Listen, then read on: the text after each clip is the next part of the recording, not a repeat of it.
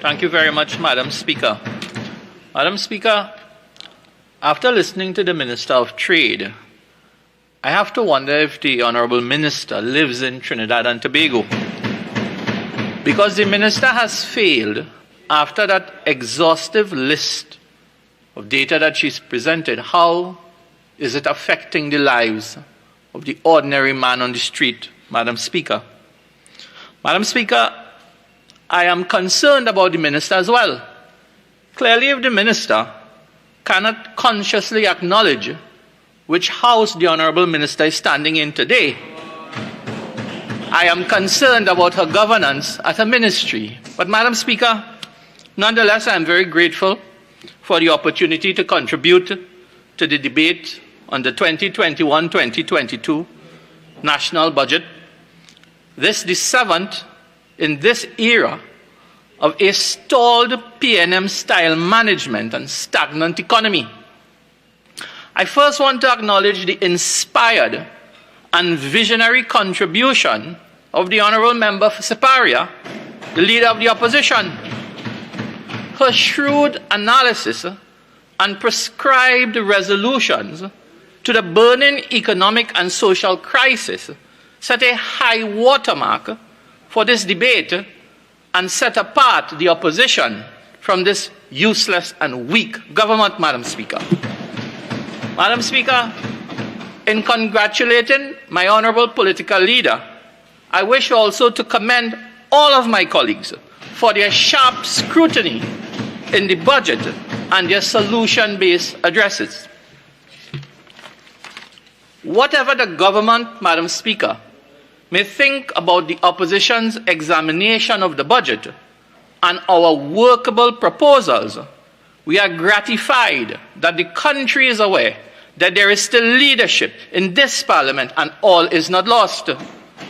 Madam Speaker, in about the time it takes to fly to Miami, the Minister of Finance delivered a drawn-out and torturous presentation to the point where it looked like even the Honourable Minister was exasperated and in serious danger of collapsing on the lectern. However, we are all relieved that he managed to survive his self-inflicted anguish, Madam Speaker. But all of Trinidad and Tobago is asking, how would this budget improve the quality of life of all of our citizens? Not a select few, but all of our citizens. How would it kickstart a waning economy? What are the planned new revenue streams? What are the government's goals and targets? However, how would the budget help the elderly, single mothers, students, and the ailing who still have to wait for long, agonizing hours at our public hospitals? Madam Speaker, the Honourable Minister of Social Services spoke earlier today and gave quite an impressive report on all the sums being spent afforded to our citizens.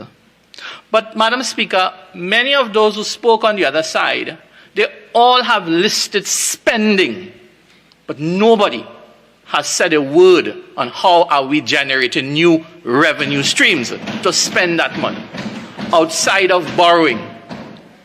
Madam Speaker, not only was the budget chock full of raw politics and little economics, but it also revealed the huge danger to a young developing island state like ours when a Minister of Finance doubles as a chairman of a ruling political party.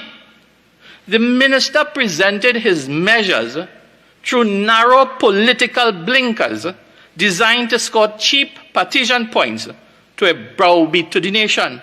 Madam Speaker, so while the budget was bare of comprehensive economic solutions, it was laden with pigtail proposals and sausage solutions that the minister expected to resonate with a society that is enduring the worst economic and social crisis in a generation, Madam Speaker.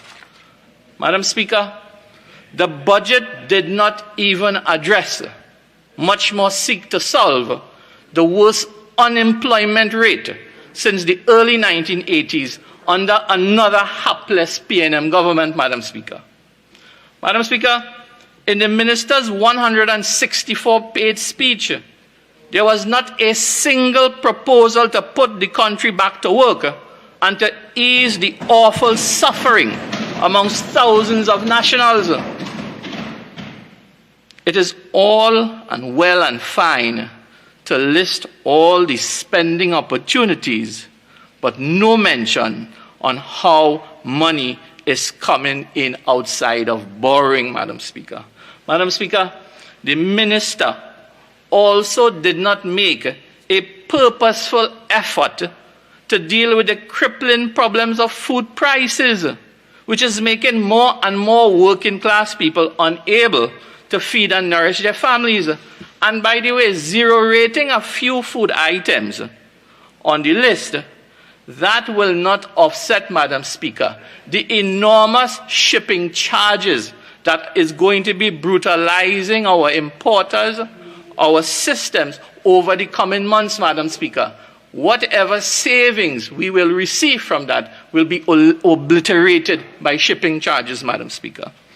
Madam Speaker, our country, and more so our citizens who are living in rural communities like those in Mayaro, they are on the throes of a severe nutritional crisis as well.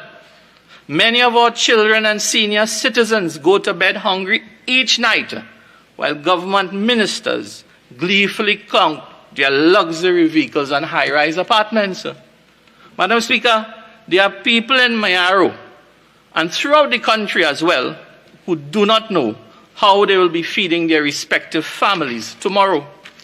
The budget that was presented in this House, Madam Speaker, failed to address the alarming reality of homeowners and small and medium-sized entrepreneurs losing their properties while commercial banks are raking in billions of dollars in profits in this country, Madam Speaker.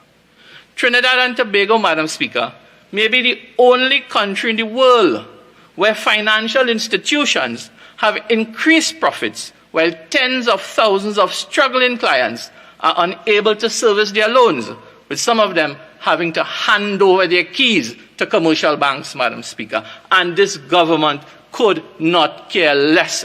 It was not displayed in the heart and the soul of the budget presentation, Madam Speaker. Madam Speaker, in Britain and several other European countries, banks were mandated, and I use the word mandated, not encouraged, but instructed to provide specific stimulus benefits, such as revised interest rates to corporate and individual clients for identified periods, Madam Speaker. Madam Speaker, the budget sidestepped the critical shortage and inequitable distribution of foreign exchange, which is a primary factor in the increasing cost of living in this country today, Madam Speaker. Importers of food and other essentials are being rationed, while there are no complaints from those who are bringing in luxury items, Madam Speaker. The thriving black market for Forex is a major reason why the poor man can barely afford to put food on their tables, Madam Speaker. Madam Speaker, the minister, in presenting his budget, whitewashed the fact that Trinidad and Tobago is still unable to attract any new foreign direct investments under this PNM administration. He did not address the painful truth that our country sits almost at the bottom of the ease of doing business matrix. Although last year, in his budget last year, he identified that that was unacceptable. But you know what the Honorable Minister did this year, Madam Speaker? He recklessly threw blame at the World Bank, claiming that data from that reputable international institution is now tainted because of one event concerning China or something to that effect. But just 2 months ago, Madam Speaker, the well-regarded United Nations Conference on Trade and Development revealed that Trinidad and Tobago was the worst foreign direct investment position in the Caribbean, the worst, Madam Speaker. In this very same report, it said that this country was at a negative $3 billion. You know what that means, Madam Speaker? It means that investors were sprinting out faster than Jamaican Olympic runners in this country. They're leaving and none coming in. That is a problem that must be addressed at a policy level, which should have been stated in the budget of 2021-2022. Madam Speaker, every Tom, Dick and Unilever wants to bail out of this country. That is not good for our international reputation, Madam Speaker. In contrast, investments to this country from 2012 to 2015, under the stewardship of the member for Siparia, Honorable Kamala Prasad Bisesa, were worth $1.5 billion for each year. Madam Speaker, the ease of doing business has to do with regulatory systems and the environment for our country under focus. The World Bank said that in Haiti, it is extremely difficult to register property, get construction permits, obtain electricity, etc. In Trinidad and Tobago, under this administration, it is an even more wretched condition than that. According to the very same report, Madam Speaker, Trinidad and Tobago is in a more backward state than Haiti, the poorest country in the Western Hemisphere. How do you move, Madam Speaker, from a description of being a tiger in a sea of pussycats to what we've become today, all because of a failed PNM administration, Madam Speaker? And we must ponder that. We must ponder that, Madam Speaker. Madam Speaker, by the minister's own admission, there are 13 government agencies involved in trade and investment promotion. 13. That is the state of affairs that exists while the minister boasts of improving efficiency and digitizing the public service. Just what does these agencies do, Madam Speaker? What is their yardstick for performance? What have they achieved for taxpayers who fund them? Nothing has been presented so far. I wish to remind the nation that under the leadership of the member for Siparia, our country reached its highest ever position, 62, in the Ease of Doing Business Index, and was heralded by the World Bank as one of the top 10 reformers. 6 years later, Madam Speaker, Trinidad and Tobago has become more discredited than Nicki Minaj's cousin Fred, perhaps suffering the same ailment after 6 years of constant blows to the midsection by this Rowley-led administration, Madam Speaker. Madam Speaker, while the minister did not announce a single measure to put people back to work, he repeated tired, old, outdated PNM promises.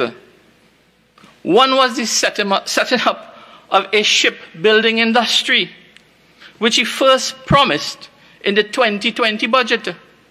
But Madam Speaker, if I were to ask you to flash back to September 2009, the then Prime Minister Patrick Manning said the government was introducing shipbuilding and marine repairs as a means of economic diversification. And Mr. Manning said at that time, the government is looking at the potential of this sector. He said that this sector represents a new direction that is labor intensive and which has the potential of creating a new industry.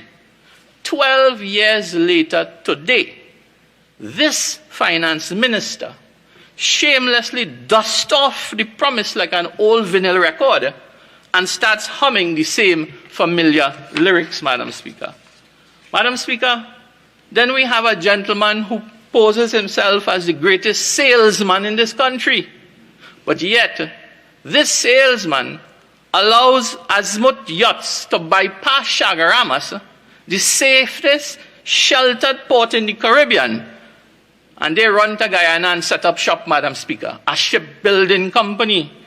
This Rowley-led administration is on the fast lane to destroying our international image as each painful day goes by, Madam Speaker.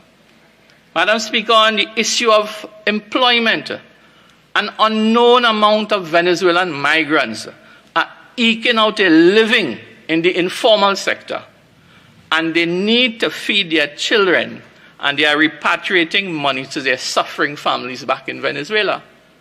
These immigrants are not absorbed into the productive capacity sector, Madam Speaker.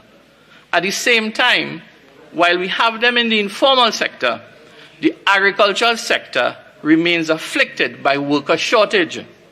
Some manufacturers require shop floor factory workers. Surely, Madam Speaker, these workers could be put to more beneficial and efficient use under a creative, formalized employment program. Madam Speaker, the minister is back with his old refrain of setting up a statistical institute, improving food production, diversifying the economy, and assisting the manufacturing sector. He talked again, Madam Speaker, of merging the mortgage finance company and the home mortgage bank, a matter that he discussed in length last year. Does the linking of these financial accounts of both institutions mean that the government has forsaken a plan for secondary mortgage markets? Madam Speaker, the minister, in his presentation, did not account for the TT 1 billion raised in the housing bond of 2020. Was this money utilized to construct houses? And if so, how much? And where were these houses built? Or was it placed in the consolidated fund, where it was disbursed to family and friends and financiers of the ruling government, Madam Speaker? Madam Speaker, the minister spoke of making tourism economically viable, while the sector's contribution to GDP remains negligible, even as every other CARICOM tourism destination is again attracting visitors up to today. For example, Madam Speaker, St. Kitts and Nevis, the smallest state in the Western Hemisphere, is welcoming the large seaborne Odyssey cruise ship every week. Trinidad and Tobago have not seen a cruise ship in, well, I don't know how long, Madam Speaker. Madam Speaker, the minister in his presentation, he serenaded us once again with the talk of food sovereignty. And then he assigned a little over 1 billion TT dollars, of which 80% goes to salaries and wages in the agricultural sector, Madam Speaker. More talk. Despite what the minister casually said, a harsh state of affairs is projected by international experts, and this is going to last for many, many, many months to come, Madam Speaker.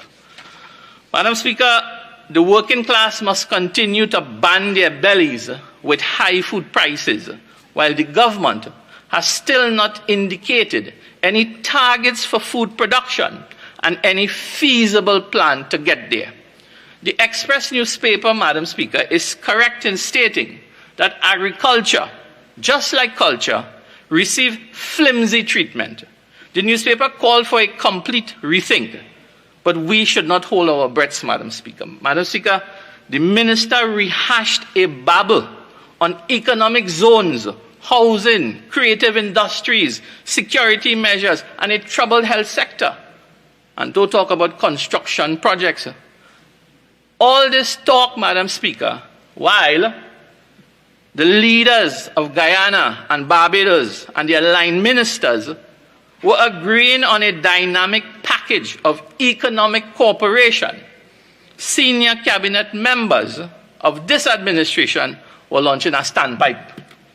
Madam Speaker, it shows the priority of this government. While the Caribbean Development Bank was working with regional leaders on job creation projects, our Minister of Finance was boasting of the price of cheese, and even that, he got it wrong. Madam Speaker, these and other repeated, failed, or stalled economic promises are chronic and disturbing symptoms of an endemic problem which is synonymous with successive PNM governments, Madam Speaker. Madam Speaker, the government has not presented a macroeconomic transformational plan because it lacks the competence and is devoid of vision and applicable modern ideas. Madam Speaker, unfortunately, the worldview of this government is limited by its focus on retaining political power. This is a stillborn government, a barren administration, and a fruitless regime, Madam Speaker. Madam Speaker, the Minister of Finance is more focused on speaking to his political constituency than placing the economy on a path towards growth, reviving businesses, and getting workers back on the job, Madam Speaker. Madam Speaker, while the world is embracing the fourth industrial revolution, the minister and his hollow government have not implemented the national quality policy to ensure international technical standards and accreditation.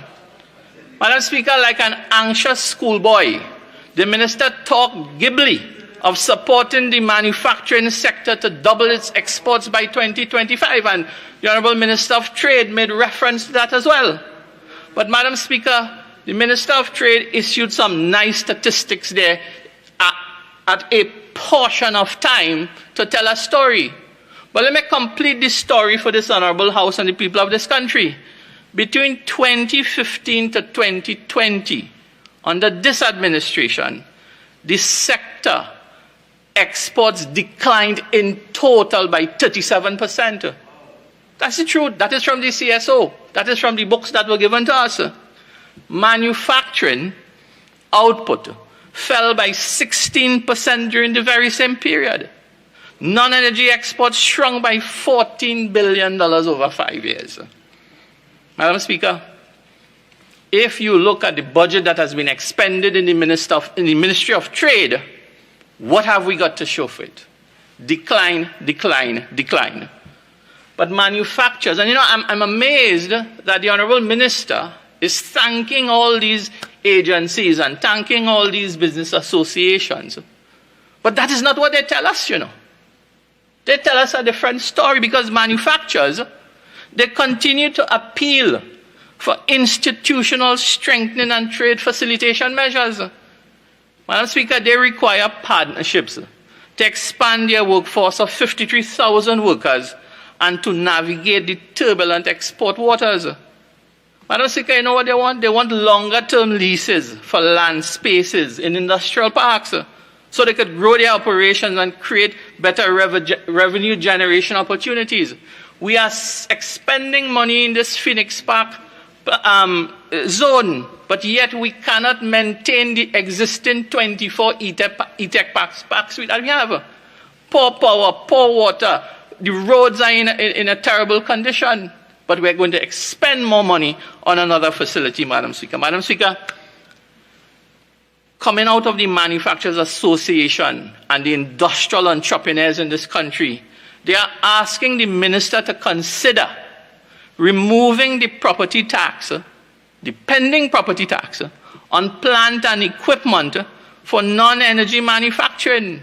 They are asking that he should allow the Green Fund levy deductions for approved green projects and provide incentives to encourage angel investments to start-up companies. That is what they're telling us.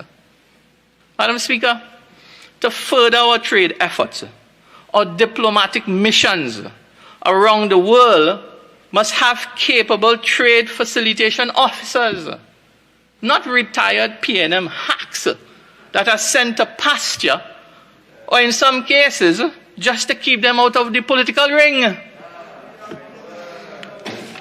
Madam Speaker, as for small and medium-sized enterprises, they remain tormented by a lack of foreign exchange, by high freight costs, by difficulties in securing loans, regulatory bugbears, and by the non-implementation or selective application of incentives which the minister has repeatedly promised.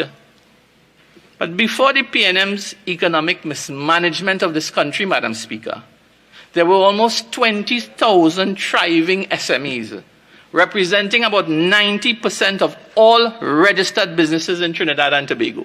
Madam Speaker, and those businesses were employing more than 200,000 workers, and their contribution to GDP was a little over 30%. As a result of this government's ineptitude, the sector is now a shell of itself that it used to be, with more than 6,000 SMEs having shut their doors permanently, each throwing dedicated workers onto the breadline. More SMEs are in danger. Madam Speaker, without a purposeful and urgent intervention, there would be further closures during the upcoming fiscal year. Meanwhile, certain large corporations are reporting increased profits, and monopolies are quietly being established, Madam Speaker, including, in my observation, the all-important pharmaceutical sector. I have to ask this question, Madam Speaker. Is the Fair Trade Commission asleep? Because I haven't heard a word from them. Madam Speaker, the government remains mired in a swamp of mediocrity, without innovation, creativity, and the resourcefulness to develop Trinidad and Tobago to compete in this fast, evolving, modern, digital world of new industries, trade alliances, and learned professionals. So each year, the minister comes and regurgitates his tired phrases, presents old promise with a straight face, castigate patriots who present fresh ideas, and solemnly pledges to diversify the economy. For example, Madam Speaker, the minister talks of recapitalizing the Exim Bank to drive exports, but has he examined why only a minority of exporters, I think it's about 90 out of 600, are able to access that facility? Does it have to do with the limited amount of foreign exchange that he provides? The minister must also reveal the share of the $100 million facility that goes to bona fide exporters. He must tell the nation who are the food and pharmaceutical importers who benefit from access to the Exim Bank for Forex. The minister must set aside a stipulated sum at the Exim Bank to food processors and manufacturers who are supplying the local market and who have the effect of reducing the food import bill and thus reducing the foreign exchange demand as well, Madam Speaker. Madam Speaker, Dr. Terence Farrell, a noted economist and former head of the Economic Advisory Board, he said it very eloquently, that we have run out of time. A lot of things that the minister has been presenting should have been done years ago. In all, the minister's futile promises and stalled projects, the most disturbing to his government's determination is to hold on to the declining energy sector until the last well runs dry, or until the world fully signs off on fossil fuels. Madam Speaker, the minister made it clear where his narrow economic strategies continue to lie. While the Titanic is sinking, the minister comes and says, we envisage a rebound in the oil and gas prices. We are hedging and hooking on to energy. Madam Speaker, while it is important, I will not say the energy sector is not important, but we continue to hedge too much on it. Madam Speaker, Dr. Farrell is again correct that Trinidad and Tobago has run out of time for energy transition, and that we not only need a plan, but we must urgently implement that plan now. For the past 6 years, we in the opposition have been issuing the same advice to government with increasing stridency and growing concern.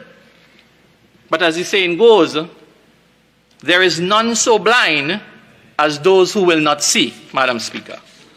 Apart from not leading the process for diversification, the budget offers nothing, nada, Madam Speaker, through policy measures, fiscal and other incentives for private sector investments in renewable and non-energy sectors.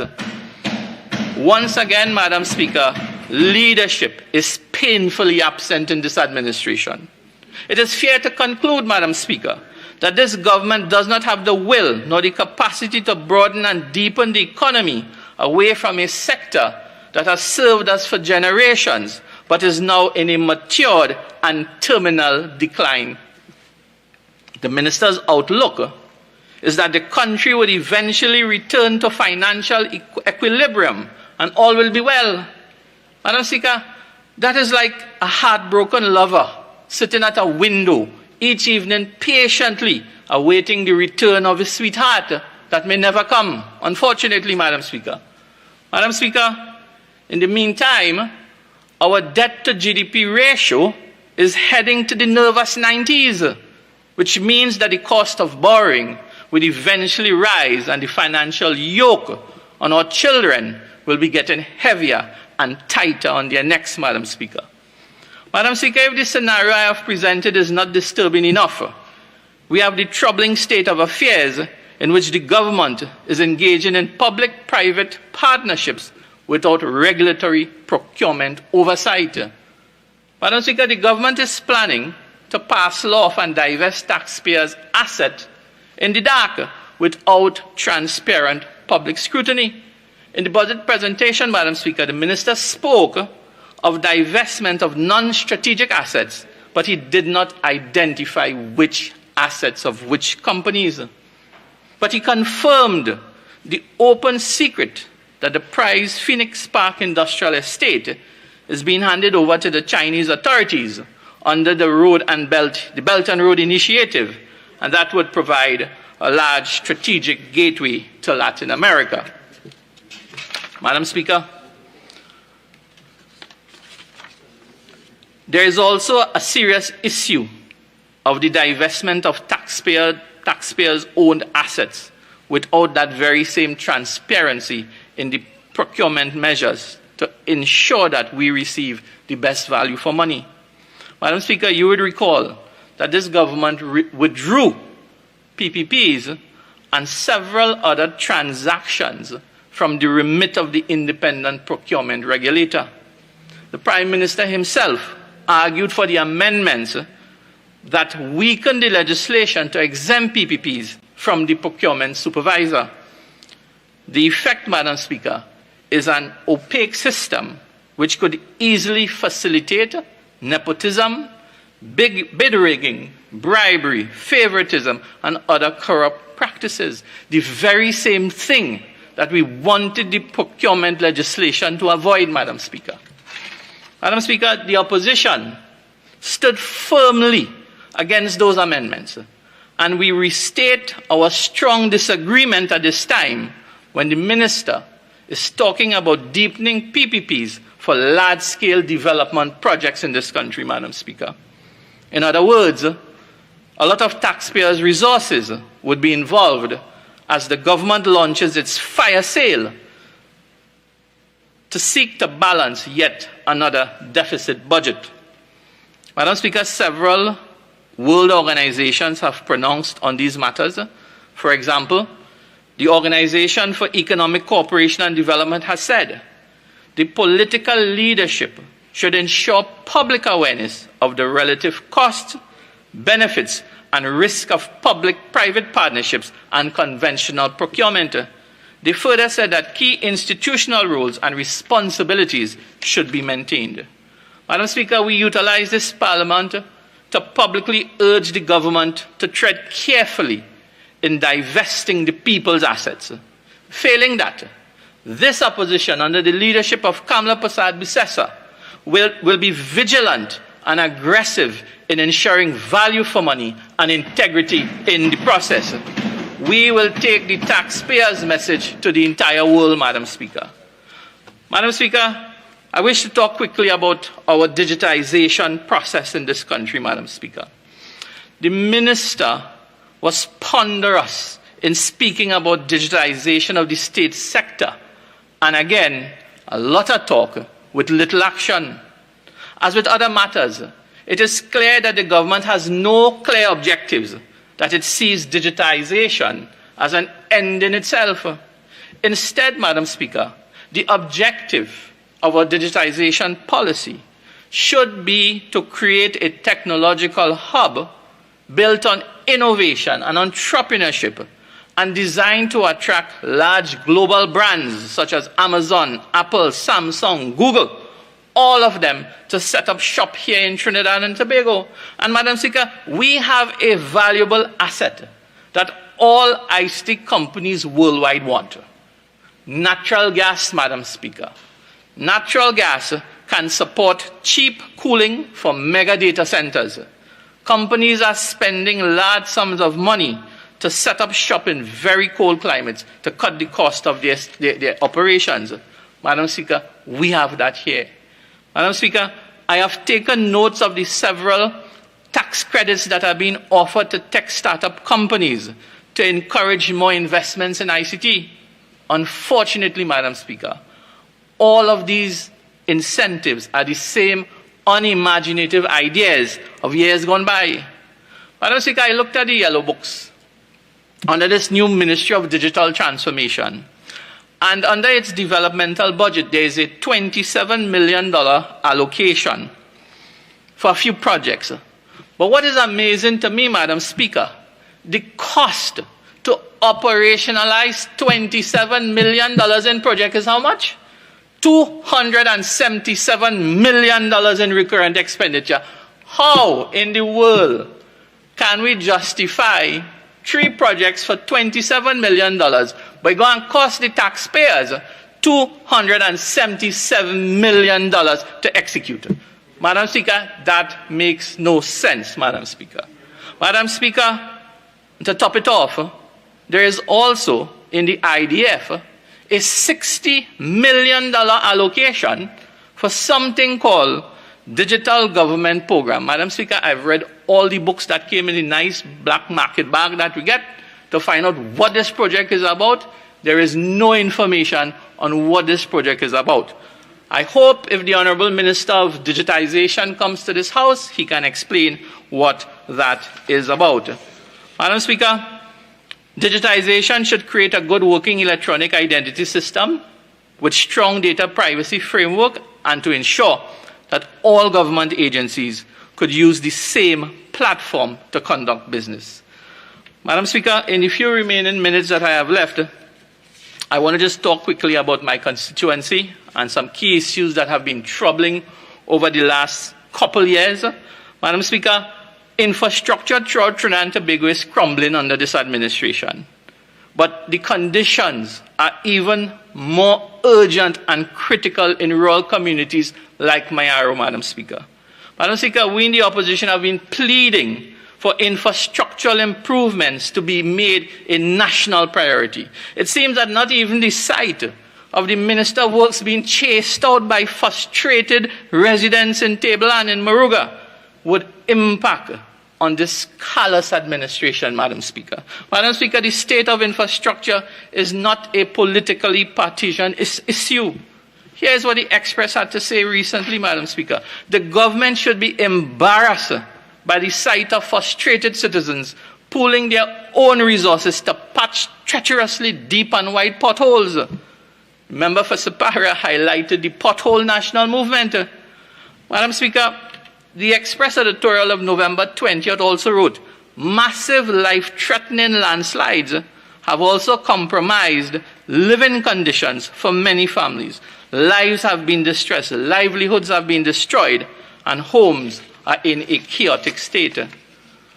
Madam Speaker, you would have expected that the Minister of Finance would have allocated time during his address to adequately provide resources towards this national emergency. However, Minister talks about the Sir Solomon Hochai Highway, San Fernando Waterfront, Diego Martin Overpass, but he fails to mention one word on roads and bridges and other areas of infrastructure that are falling apart, more so during the rainy season in this country.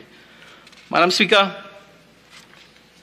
under this administration, as Member of Parliament for Mayaro, I've seen the continued collapse of infrastructure and overall neglect of all our communities, Madam Speaker. Madam Speaker, in Mayaro, there are 74 major landslips in the constituency, 74. Several roads and bridges throughout the constituency are either closed or limited to weight-restricted traffic. This constrains economic activities when farmers cannot get their goods to market, buses cannot traverse certain areas, and pensioners are forced to walk for miles to get to transport, Madam Speaker. Madam Speaker, let's not talk about the Naparima-Mayaro Road. It's in a most deplorable condition and itself is a national emergency. Madam Speaker, inadequate funding to the Mayaro-Rio Claro Regional Corporation, they have been unable to maintain and repair secondary roads and bridges as well. Agricultural access roads in areas of my constituency like Navet, Mahabal Singh, Lejon, Bangladesh, and other areas are all in major disrepair. In fiscal 2020, the minister said 80 kilometers of access roads will be repaired to benefit 400 farmers. In typical PNM manner, Madam Speaker, this was not done. There are serious perennial larceny problems in our farmlands. Agriculturalists regularly lose the fruit of their labor, causing serious disinterest in the sector. If these things are not addressed, Madam Speaker, how are we going to move forward with our diversification drive? How are we going to respond to the roadmap to a recovery team if these basic items are not addressed at the very lowest level? Madam Speaker, the water supply crisis has become endemic, more so in Mayaro, Madam Speaker. Madam Speaker, during the tenure of the member for Siparia, water barrels along the side of the road were banished to the realms of fairy tale in Mayaro, Madam Speaker. Madam Speaker, there was a time when you drove along the road in Mayaro, you would see armies of babies from ankle height to knee height with yellow Sizola oil bottle heading to wherever a water source was. During the term of the People's Partnership, that disappeared. Today, under this administration, water barrels have returned like a nightmare to the constituents of Mayaro. They have now become permanent fixtures once again as WASA's portable supply has deteriorated to its worst state in living memory, Madam Speaker. While the Minister, Honourable Member for Lopino Bona West, has assured myself and the people of Mayaro that there are plans to improve, I must remind him that while the grass is growing, the horse must never starve. I urge the Honourable Minister to pay the water truck contractors, get them back out on the road, stand by your words to execute the projects in this next fiscal year, and demand that WASA get a proper scheduling going. It amazes me, Madam Speaker, how, as a people, we accept such low standards from WASA and willing to be contented with water once or twice per month. That must change. We must demand more and not accept mediocrity. Madam Speaker, on top of that, there are thousands of underprivileged citizens who continue to be denied access to public assistance, grants, food cards, disability assistance, etc. Madam Speaker, if I can highlight one incident where a woman came to my office and she was wheeled in on a wheelchair, just to be correct, with one leg. And she claims, and she says, and I verified it, that the Ministry of Social Services denied her disability grant because having one leg was not a permanent disability. Well, Madam Speaker, that created almost riot in Rio Claro. Thankfully, we were able to solve that problem. But it shows the disconnect at times, Madam Speaker, how sometimes our servants don't understand the cries of our people. So, Madam Speaker, as I close, I want to thank the people of Mayaro for continuing to express their satisfaction in my representation.